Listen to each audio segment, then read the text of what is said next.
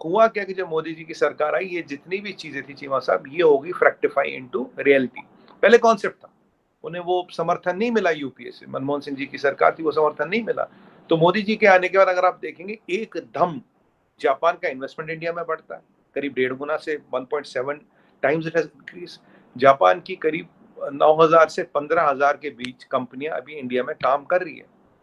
Japan का trade India के साथ बढ़ता है, जापान में पॉलिटिकल स्टेबिलिटी आती है, और जापान इंडिया का एक एशिया में, देखिए जापान नंबर 3 इकोनॉमी तो है ही ना दुनिया की बाय जीडीपी, वो, और इंडिया का साथ आना, कॉपरेशन, इंडस्ट्री, कॉड, इन्वेस्टमेंट, सारी चीजें आई। और इंडिया को, उन्हें इंडिया में क्या दिखा, एक और उनका इंटरनल थॉट प्रोसेस था, इंडिया में यूथ है, इंडिया में पॉपुलेशन है, इंडिया में स्किल है, इंडिया में मैन्युफैक्चरिंग है, हम चाइना नहीं जा सकते, हमारे लिए चाइना ऑप्शन नहीं, तो हमारे पास ऑप्शन क्या बचता है, इंडिया।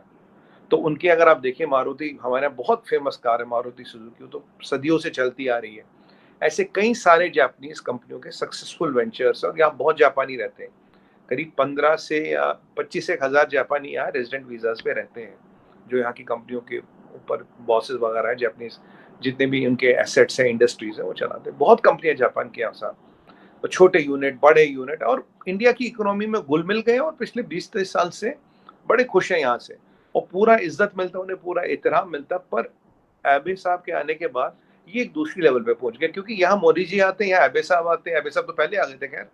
ये जो केमिस्ट्री मिलती है, तो ये एक बहुत बड़ा चमत्कार, बहुत बड़ा economic, socio economic, political agendas और इश्यूज को लाती है। तो इसीलिए आज आपने जो बोला कि भाई प्राइम मिनिस्टर मोदी साहब भावुक हो गए थे, इमोशनल हो गए थे, क्योंकि उनका पर्सनल फ्रेंड है। अगर आप डोनाल्ड ट्रंप साहब का भी ट्वीट देखें, उन्होंने भी कहा भाई मेरा personal friend we have lost. और ये तो उनके साथ गोल्फ खेलते थे, एक बार फर्स्ट लेडी के बर्थडे के डिनर था, उसमें आगे, जो जापानीज ट्रेडिशन, ये जापानीज प्रोटोकॉल नहीं है, ये तब भी वहां गए चीमा साहब।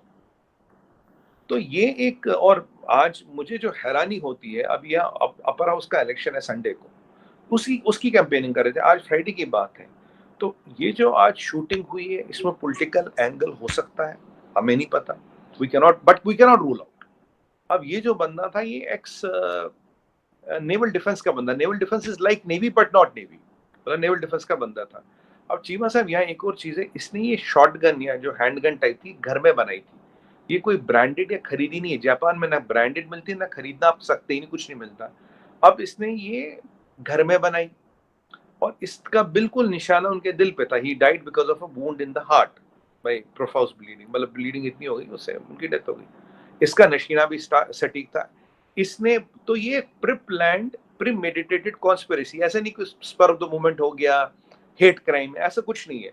उन्होंने रेकी की, मौका देखा, बंदा ढूंढा, अब इसके पीछे कौन है, इसके पीछे क्या है।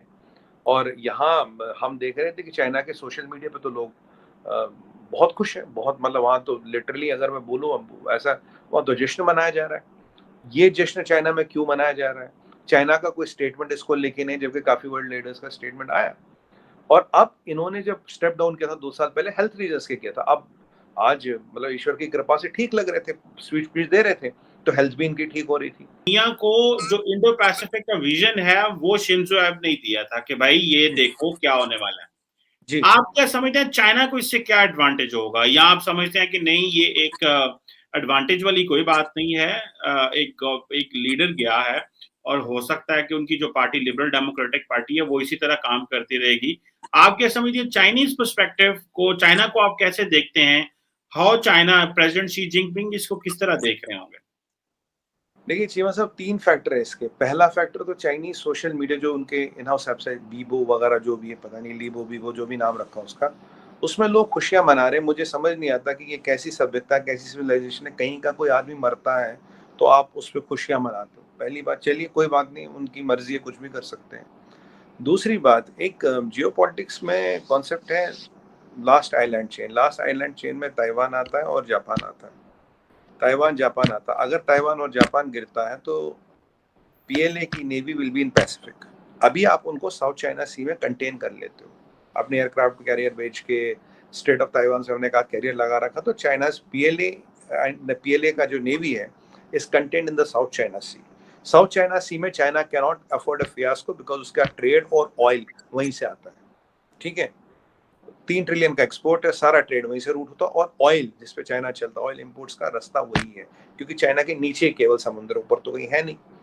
तो जापान का खड़ा रहना और ताइवान का न गिरना इज टू, अगर जापान, ईश्वर न करे कभी गिरता है जापान खड़ा होकर, then we can expect the PLA in Pacific, which is a much bigger problem for the world as such. जो हम एक वर्ल्ड ऑर्डर की बातें करते हैं, वर्ल्ड ऑर्डर फिर रहेगा नहीं। और आपने सही फरमाया कि इंडो पैसिफिक का विजन इन्होंने दिया, चाइना के खिलाफ इन्होंने बोला। अब आप देखिए यूएस के पास डॉकिंग कैपेबिलिटी कहाँ है पैसिफिक में, इस साइड ऑफ द वर्ल्ड में, जापान में।